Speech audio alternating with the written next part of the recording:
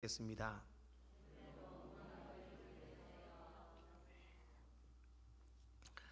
16세기 영국을 다스리던 왕 가운데 헨리 8세라고 하는 왕이 있습니다. 역사를 좋아하시는 분들은 많이 들어보셨을 것입니다. 이 헨리 8세 왕은 매우 잔인하고 집요한 그런 왕으로 알려져 있습니다. 특히 그의 삶에 여러 가지 많은 악한 일들을 했고 또 종교 개혁을 하기도 했지만 그것이 원래는 어떤 신앙적인 목적을 가지고 종교 개혁을 한 것이 아니라 자기의 욕심을 따라 어쩔 수 없이 할 수밖에 없었습니다. 그런 그의 삶에 여러 가지 많은 일들이 있었지만 그래도 우리가 눈여겨보아야 할 것은 이분의 아내와 또 자녀들의 문제에 관한 이야기입니다. 많은 아내가 있었지만 특별히 헨리 8세는 왕이 되자마자 자신의 죽었던 형의 아내였던 캐서린이라고 하는 여인을 왕비로 맞아들이게 됩니다. 형의 아내를 그때부터 좋아했던 것 같습니다. 그래서 캐서린을 아내로 맞아들이고 결혼을 하고 자녀를 낳는데 캐서린에게는 많은 자녀를 낳게 됐지만 자녀들이 다 죽습니다. 죽고 나서 결국 메리라고 하는 병약하고 약한 한 딸 하나만 남겨놓고 모든 자녀가 죽게 됩니다. 그러자 이 헨리 8세는 아들에 대한 욕심이 있었습니다. 왕위를 물려줘야 했기 때문입니다. 그래서 첫 번째 아내였던 캐서린을 쫓아버립니다. 쫓아버리고 궁녀로 있던 앤 볼드윈이라는 여자를 또다시 아내로 맞아들이게 됩니다. 볼드윈은 아들을 낳습니다. 아들을 낳았는데도 또 공교롭게 그 아들들이 모두 다 죽습니다. 그리고 앤 볼드윈도 똑같이 딸아이 한 명만 남겨두게 됩니다. 잔혹한 왕이었던 헨리 8세는 결국 여러 가지 많은 일들이 섞였지만 앤 볼드윈을 결국에는 교수형에 처해서 죽여버리게 됩니다. 그리고 또 아내를 맞이하고 아들을 낳게 되고 아들에게 왕위를 물려주지만 결국 아들도 왕위를 오래 유지하지 못합니다. 그러다가 결국에는 어떻게 되느냐 하면 첫 번째 아내였던 그 캐서린의 딸 메리라고 하는 여인이 영국의 왕비가 됩니다. 이 메리라고 하는 여자가 매우 유명한 여자인데 아버지의 그런 잔인한 성격을 물려받아가지고 별명이 있습니다. 메리는 피의 메리다라는 별명이 있습니다. 그만큼 많은 사람을 죽였다라는 것입니다. 메리 여왕이 집권할 당시에는 많은 기독교인들을 죽이기도 했고 마음에 들지 않으면 모두 다 죽였습니다. 그래서 별명이 피의 메리다, 그런 별명이 붙었습니다. 메리가 영국을 통치하다가 또 지나지 않아서 또다시 여왕이 이 나라를 통치하게 되는데 바로 두 번째 아내였던 앤 볼드윈의 딸이 영국을 통치하게 됩니다. 그래 바로 그 앤 볼드윈의 딸이 누구냐? 우리가 잘 아는 엘리자베스 1세입니다. 엘리자베스 1세가 영국을 통치할 때 영국이 정말 가장 큰 영화와 부귀를 누렸다. 그렇게 영국인들은 이야기를 합니다. 영국의 역사학자들이 이런 그 헨리 8세의 자녀들 메리와 엘리자베스의 이야기를 하면서 똑같이 남편의 캐서린과 앤 볼드윈 똑같이 남편에게 버림받았고 정말 딸아이 둘 하나씩만 데리고 있었는데 그 메리와 엘리자베스는 그런 환경에서 있었으면서도 두 명은 너무나 대조적인 삶을 살았다. 메리는 피의 메리다고 불릴 만큼 잔혹한 여인이었고 엘리자베스는 그렇게 영국을 살기 좋은 나라로 만들었고 지금까지도 엘리자베스는 그런 위대한 사람으로 칭송받고 있는 이유가 과연 무엇일까? 거기에 대해서 학자들이 연구를 하다가 이렇게 대답을 하고 있습니다. 그것은 바로 고난 속에서 캐서린과 앤 볼드윈이라고 하는 그 두 여인이 그 고난을 어떻게 반응했냐라는 문제였다. 고난 속에 다르게 반응했기 때문이다. 한 여인은 고난 속에서 절망하고 저주와 원망을 자녀에게 물려주었지만 한 여인은 딸에게 더 큰 것을 바라보게 하고 믿음을 심어 주었기 때문이다. 그렇게 영국의 역사학자들은 이야기합니다. 캐서린은 자기가 받았던 상처, 아픔들을 메리에게 고스란히 물려주었기 때문에 메리는 피의 메리, 잔혹한 여인으로 불려질 수밖에 없었고, 앤 볼드윈은 엘리자베스에게 나는 그럴지라도 너는 믿음으로 자라야 해, 그런 아름다운 믿음과 신앙을 물려주었기 때문에 위대한 엘리자베스 여왕이 나올 수 있었다라는 것입니다. 여러분, 누구나 인생을 살다 보면 예기치 못한 어려움과 고난을 만납니다. 세상으로부터 버림받았다, 그렇게 느낄 때도 있습니다. 그러나 그때 우리에게 가장 중요한 것은 그 고난을 어떻게 받아들이느냐, 그 고난에 대해서 어떻게 반응하느냐, 그것이 더 큰 문제라는 것입니다. 대부분의 사람들은 절망에 빠지고 고난에 빠졌을 때에 그냥 내 인생은 왜 이럴까? 나는 왜 이렇게 살 수밖에 없을까? 절망하고 좌절합니다. 또 어떤 사람은 오늘 앤 볼드윈과 같이 믿음으로 반응합니다. 그럴지라도 믿음으로 살아야 한다. 그럴지라도 믿음으로 이겨내야 한다. 이런 사람이 있다라는 것입니다. 오늘 본문에 나오는 바로 한 여인이 바로 그런 고난 가운데도 믿음으로 이기려고 했던 여인이었습니다. 오늘 본문의 내용은 우리가 잘 아는 내용의 말씀입니다. 수로보니게 여인이 예수님께 찾아와 귀신 들린 딸을 고쳐달라, 그렇게 간곡히 부탁하고 소원하고 있습니다. 예수님, 예수님, 내 딸이 흉악하게 귀신이 들렸습니다. 그러면 우리가 당연히 우리가 알고 있는 예수님이시라면, 딸이 귀신이 들려서 예수님께 고쳐달라고 구하고 있다면 사랑과 인자가 풍성하신 하나님 예수님께서는 반드시 그 여인을 고쳐주고 치료해 주셔야 했습니다. 그러나 오늘 예수님의 반응은 지금까지의 반응과 사뭇 다릅니다. 오히려 그 여인을 차갑다 못해 인격적으로 모독하고 있습니다.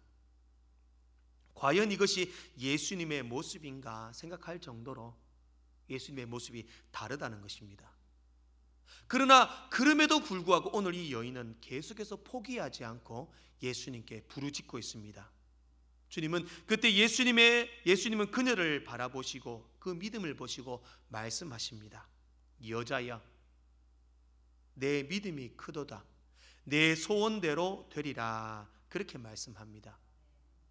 그때 이 여인의 딸이 나았다, 즉시로 나았다, 그렇게 본문은 말씀하고 있습니다. 저는 오늘 본문 말씀을 의지해서 오늘 이 가나안 여인, 수르보니게 여인과 예수님의 만남에 대해서 한번 살펴보려고 합니다. 말씀을 통해서 그래도 우리는 응답을 믿어야 한다, 이 사실을 믿음의 눈으로 바라보고 하나님의 기적과 같은 응답의 역사를 경험하는 귀한 성도님 되시기를 주님의 이름으로 축복합니다. 첫 번째로는 내가 어떠한 형편과 처지에 놓여 있을지라도 우리는 응답을 믿어야 합니다. 오늘 이 본문에 나타나는 여인은 매우 불쌍한 여인입니다. 당신은 여자로 태어난 것 자체가 불행이었습니다. 여자는 한 사람의 인격적인 사람으로 취급받던 시대가 아니라 더러는 동물처럼, 더러는 물건처럼 취급받았습니다. 우리나라도 과거에는 좀 그랬습니다. 여자는 인정받지 못한 시대였습니다. 당시 고대 중동 지역엔 그때보다 더 심각했습니다. 오죽했더라면 유대인 남자들은 아침에 일어나면 세 가지를 감사한다고 합니다.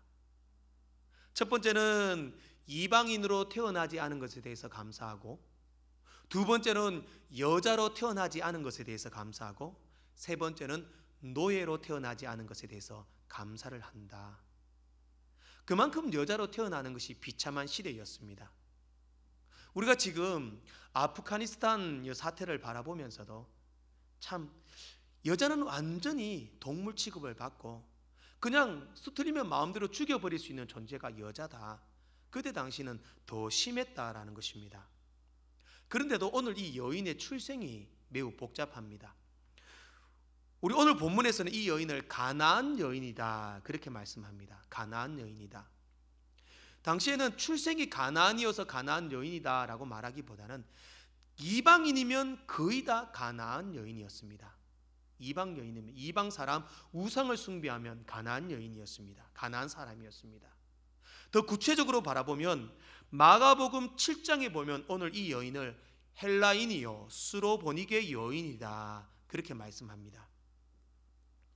헬라인이요 수로보니게 여인이다. 이 말에 이 여인의 출생에 깊은 의미가 담겨져 있습니다.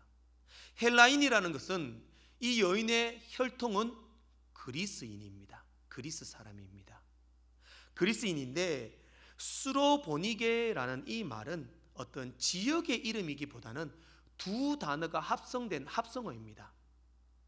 그러면 수로와 보니게의 합성어입니다. 수로는 무엇이냐면 지금의 수리아 지역을 의미하고 보니게라는 말은 페니키아를 의미합니다. 그러니 수로와 보니게는 수리아와 페니키아의 합성어입니다. 근데 왜 수로, 보니게, 수리아, 페니키아를 합성해서 이 단어가 생겼을까? 이것은 바로 과거 로마가 수리아와 페니키아를 두 나라를 모든 그 중동 지역의 나라를 다 로마가 다스렸습니다. 로마가 나라를 다스리다 보니 너무 많은 나라가 있었습니다. 그래서 수리아라는 나라를 페니키아라는 나라에 귀속을 시켰습니다. 그러니까 페니키아 안에 있는 수리아 나라를 포함시켜서 한꺼번에 그 페니키아와 수리아를 로마가 다스렸던 것입니다. 그러면 수리아라는 나라가 없어지고 페니키아 안에 소속된 포함된 귀속된 하나의 작은 귀족에 소속된 나라의 작은 부족 나라에 불과했던 것입니다. 그러니 페니키아에 포함된 수리아 사람들을 수로보니게인이다 당시에 그렇게 불렀다라는 것입니다. 그러면 오늘 이 가나안 여인은 이방인이었으면서 우상을 섬기는 여인이었으면서 출신은 그리스 출신이었으면서 사는 것은 이렇게 페니키아에 포함된 수리아 지역에 사는 사람이었다. 복잡합니다. 매우 출신이 복잡하고 삶 자체가 매우 어려운 사람입니다. 그런데 이 여인이 어디에 있었나? 바로 두로와 시돈이라는 곳에 예수님이 갔을 때 이 여인을 만나게 됩니다. 두로와 시돈이라는 지역은 이스라엘의 지도가 있으면 맨 북쪽이다 생각하시면 됩니다. 갈릴리 호수의 북쪽이 두로와 시돈이 있는 지역입니다.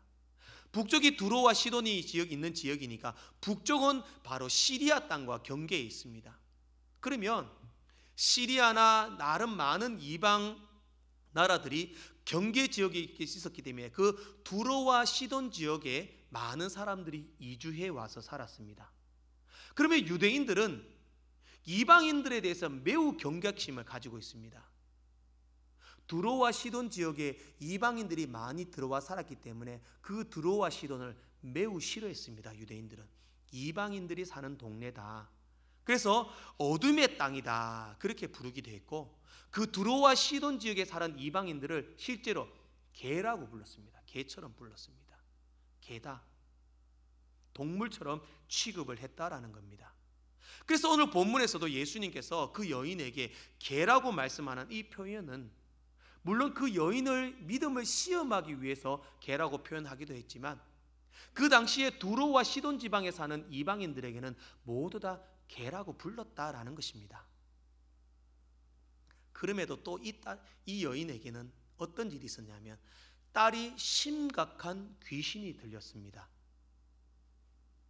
그런데 그 귀신이 흉악하다라고 말씀합니다. 흉악하다. 귀신 들린 사람을 보신 적이 있으십니까? 저는 많이 봤습니다.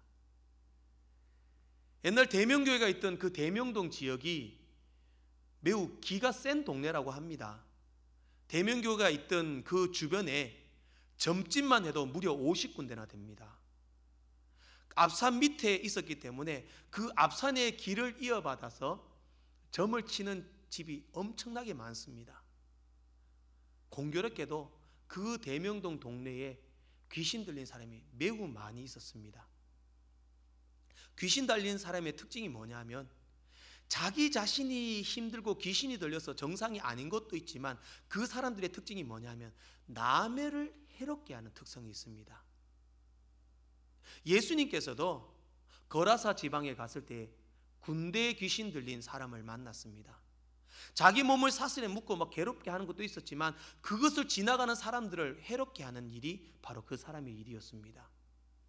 오늘 이 여인의 딸이 흉악한 귀신에 들렸다라는 것은 이미 이 딸은 정상적인 삶을 살 수 없었고 이 여인의 가정도 마찬가지고 주변 이웃도 마찬가지고 이 딸로부터 많은 고난과 심각한 어려움과 괴로움을 당하는 처지에 있었다라는 것입니다. 그러면 오늘 이쯤 되면 이 여인은 매우 불행한 여인입니다. 아무도 이 여인을 알아주지 않고 아무도 이 여인과 함께하려 하지 않고 출신에서부터 사는 곳에서부터 그 귀신 들린 딸로부터 이 여인은 버림받은 인생을 살 수밖에 없었습니다. 노력하지 않았을까요? 자기의 삶을 바꿔보려고 노력했을 것입니다. 좋은 삶을 살려고 애를 썼을 것입니다. 몸부림을 쳤을 것입니다. 그러나 아무것도 도움이 되지 못했고 그 여인은 여전히 불행하고 절망하고 그런 의미 없는 삶, 버려진 삶을 살 수밖에 없었습니다. 그랬던 그녀가 오늘 예수님을 찾아옵니다. 예수님에 찾아와서 소리쳐 부릅니다. 예수님, 예수님, 살려주세요, 살려주세요. 내 딸이 흉악한 귀신이 들렸습니다. 살려주십시오. 주님 앞에 부르짖게 된다는 것입니다. 우리는 절망과 좌절 속에서 내가 어떻게 할 수 있을까? 나는 아무것도 할 수 없다. 내 같은 사람을 예수님이 만나 주실까? 나 같은 사람의 기도를 들어주실까? 그러나 그런 형편과 처지 가운데서도 주님 앞에 찾아오는 사람의 기도를 주님은 들어주신다는 것입니다. 그래도 여전히 응답을 믿고 주님 앞에 찾아 나와야 한다라는 것입니다. 나는 아무것도 할 수 없습니다. 나는 아무것도 아닙니다. 주님, 나는 비천한 존재입니다. 그럴지라도 우리는 응답을 믿고 주님 앞에 찾아 나와야 한다라는 것입니다. 주님 아시지요? 주님, 나의 형편과 처지를 아시지요? 여전히 응답을 믿고 우리의 문제와 어려움, 나의 처한 환경과 처지를 가지고 주님 앞에 나왔을 때, 주님 앞에 아뢰일 때 기적을 만날 수 있을 것입니다. 응답을 경험할 수 있을 것입니다. 처한 환경과 조건, 나의 모습은 그 어떤 것도 필요치 않습니다. 그럼에도 불구하고 응답을 믿고 나아가는 것이 중요하다라는 것입니다. 나왔을 때 오늘 이 여인이 어떻게 주님 앞에 부르짖고 있느냐? 22절과 25절 말씀입니다. 본문 22절 말씀에는 중요한 단어가 있습니다. 바로 다윗의 자손이여 나를 불쌍히 여기소서. 그런 처짐에도 불구하고 주님, 나 불쌍히 여겨주십시오, 나 불쌍히 여겨주십시오 찾아 나와서 응답을 믿고 주님 앞에 부르짖었습니다. 그리고 25절 말씀에서는 예수께 절하며 이르되 주여 저를 도우소서. 이것이 중요합니다. 어떤 조건과 환경과 형편 속에 있더라도 주님 앞에 찾아 나와서 부르짖으십시오. 나를 불쌍히 여기소서, 나를 도와주소서. 주님의 응답을 믿고 그렇게 부르짖을 때에 반드시 주님께서 여러분들에게 응답으로 역사하여 주실 것입니다. 두 번째로는 아무런 응답이 없을지라도 우리는 여전히 응답을 믿어야 합니다. 오늘 그 한 많은 여인이 예수님께 나와 소리쳐 부릅니다. 그런데 예수님의 대답이, 반응이 조금 시큰둥합니다. 23절 말씀에 보면은 어떻게 말씀하시냐면 예수는 한 말씀도 대답하지 아니하시니. 절박한 심정으로 주님 앞에 나와서 하나님, 나 불쌍히 여겨주십시오. 내 처지가 너무 힘들고 고통스럽습니다. 내 딸은 귀신에 들렸습니다. 그러나 예수님께서는 아무 말씀도 하지 않으십니다. 지켜보던 제자들이 예수님께 말씀합니다. 예수님, 예수님, 저 여인이 계속 따라오며 소리 지릅니다. 그를 돌려보내소서. 어떻게 좀 해주십시오. 주님은 고아와 과부들을 위하라고 말씀하셨습니다. 이렇게 불쌍한 여인, 비참한 인생을 살아가는 여인을 보았다면 당연히 불쌍히 여기시고 그의 문제를 해결해 주셔야 했습니다. 그러나 아무런 대답도 없으십니다. 오죽했더라면 제자들이 예수님께 부탁할 정도였습니다. 사실 우리들도 그렇습니다. 절박한 심정으로 주님 앞에 기도하고 부르짖고 하나님, 하나님, 내 기도 들어주십시오 기도했지만 아무런 응답이 없습니다. 하나님, 나의 기도를 들어주시는가? 왜 나의 기도는 이렇게 들어주지 않으시는가? 왜 아무런 응답이 없는가? 조금이라도 나아지는 것이 없는가? 그런 생각이 들 때도 있습니다. 오늘 예수님이 이 여인을 향한 반응처럼 아무런 대답이 없는 것처럼 느낄 수 있습니다. 욥기 23장 8절과 9절 말씀에 이렇게 말씀합니다.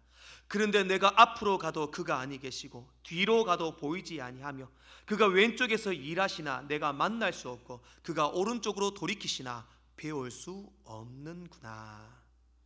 어쩌면 이것이 오늘 우리의 솔직한 고백일 수도 있습니다. 주님, 믿음으로 나아가라 해서 믿음으로 나아갔는데 응답이 없습니다. 앞을 보아도 뒤를 보아도 좌우를 보아도 주님이 안 계신 것 같습니다. 기다린다고 기다렸는데 아무런 변화가 없습니다. 참고 인내하고 견디며 기도했는데 아무런 응답이 없습니다. 주님, 어찌 된 일입니까? 오늘 본문에서는 그렇게 부르짖는 여인에게 아무런 대답도 없으시다가 더 심각한 말씀을 하십니다. 24절 말씀에 보면은 예수께서 대답하여 이르시되 나는 이스라엘 집의 어린 양 외에는 다른 데로 보내심을 받지 아니하였노라 하시니, 예수님이 오신 것이 유대인의 어린 양들을 위하여 왔지 출신도 고향도 비천한 그 이방인을 위해서 온 것이 아니다. 내가 너 같은 이방 여인을 위해서 온 것이 아니다. 그렇게 심각하게 말씀하십니다. 그러나 여인은 포기하지 않습니다. 25절 말씀입니다. 여자가 와서 예수께 절하며 이르되 주여 저를 도우소서. 주여 저를 도우소서. 예수님이 응답이 없으셔도 뭐라고 말씀하셔도 상관없습니다. 저를 불쌍히 여기시고 저를 도와주시옵소서. 때로는 우리의 기도가 오늘 이 여인처럼 때로는 하나님 앞에 한번 공격적으로 기도해 볼 필요가 있다고 생각합니다. 정말 응답이 없습니까? 정말 응답이 없다면 목숨 내어놓고 한번 기도해 볼 필요가 있습니다. 주님, 정말 안 들어주시면 저 살 수 없습니다. 공격적으로 주님 앞에 담대히 한번 기도해 볼 필요도 있다고 생각합니다. 응답하지 않는다고 물러서고 포기하고 정말 기도가 아무리 오래 한다고 해도 이 오랜 시간 동안 하나님 아무 변화가 없습니다. 포기한다면 영원히 응답받을 수 없습니다. 내가 너 같은 이방인을 위해서 온 것이 아니다 라고 말씀하시는데도 이 여인은 예수님께 나와서 주여 도와주시옵소서, 그래도 도와주시옵소서, 그래도 응답하여 주시옵소서 기도하고 있습니다. 성경은 단 한 번의 기도로 우리의 모든 기도가 응답될 것이라고 약속한 적은 단 한 번도 없습니다. 얼마간 기도하여 응답이 오면 믿고 그렇지 않으면 믿지 않겠다는 것 믿음이 아닙니다. 몇 번 해보고 며칠 해보고 몇 년 해보고 그런 것은 믿음이 아닙니다. 믿음이라는 것은 주님이 반응이 없을지라도 또 너의 기도는 들어주지 않겠다 말씀하시는 순간에라도 끝까지 주님을 붙드는 것입니다. 주님, 저를 도와주소서, 저를 도와주소서. 왜냐하면 예수님 밖에는 방법이 없습니다. 그의 출신, 그의 삶의 조건들, 귀신 들리는 딸, 그 어떤 것도 해결할 방법이 없습니다. 예수님 밖에 없습니다. 마찬가지입니다. 오늘 우리의 삶의 기도의 제목들도 예수님이 들어주시지 않으면 안 됩니다. 그러면 포기하지 말고 응답을 믿고 주님을 붙들어야 합니다. 사랑하는 성도 여러분, 절망의 상황에 내가 어떻게 할 방법도 없고 하염없이 눈물이 쏟아지고 답답한 상황을 만날 수도 있습니다. 그러나 우리는 그러한 상황 속에서도 더욱더 주님을 의지하며 주님을 붙들어야 합니다. 응답이 더디게 이루어져도 기도해야 합니다. 수십 년 기도했지만 응답되지 않을지라도 우리는 더욱 기도해야 합니다. 주여 나를 도와주소서. 여전히 주의 응답을 믿고 부르짖을 수 있기를 간절히 소망합니다. 마지막으로는 부스러기의 은혜라도 기대하며 응답을 믿어야 합니다. 그렇게 간절히 살아보겠다고 주님 앞에 나와 부르짖는 여인에게 예수님은 더 심각한 말씀을 하십니다. 26절 말씀을 우리 같이 한번 읽어보겠습니다. 26절 말씀입니다. 시작. 대답하여 이르시되 자녀의 떡을 취하여 개들에게 던짐이 마땅하지 아니하니라.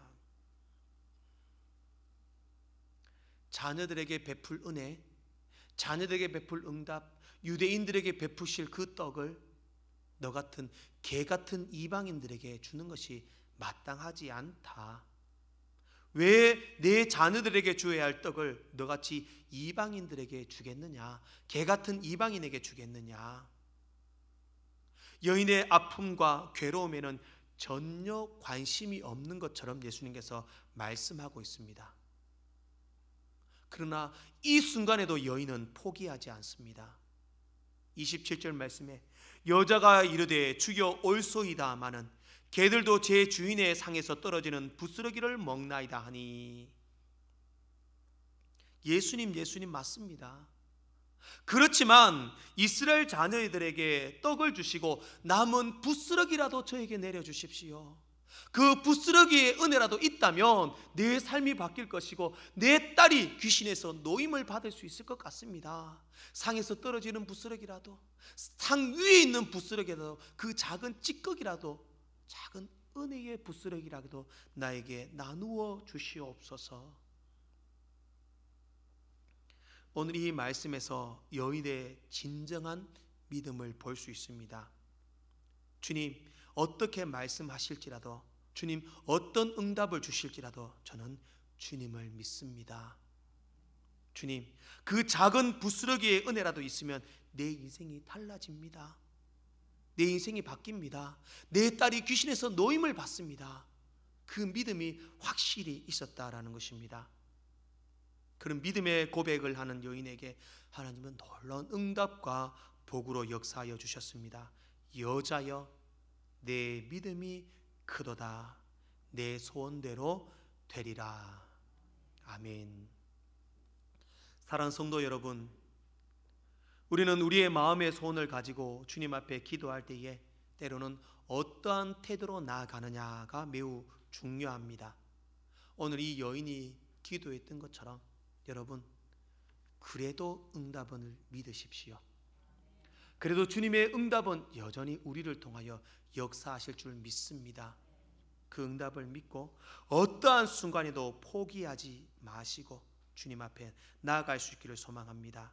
그때 하나님, 부스러기의 은혜라도 정말 포기하지 않고 주님 붙들고 나아간다면 하나님, 내 속에 온전히 주님 앞에 그 응답으로 하나님 앞에 영광 돌리는 그 날이 찾아오리라 믿습니다. 그 믿음 가지고 달려가시는 귀한 주의 권속들 되시기를 간절히 소망합니다.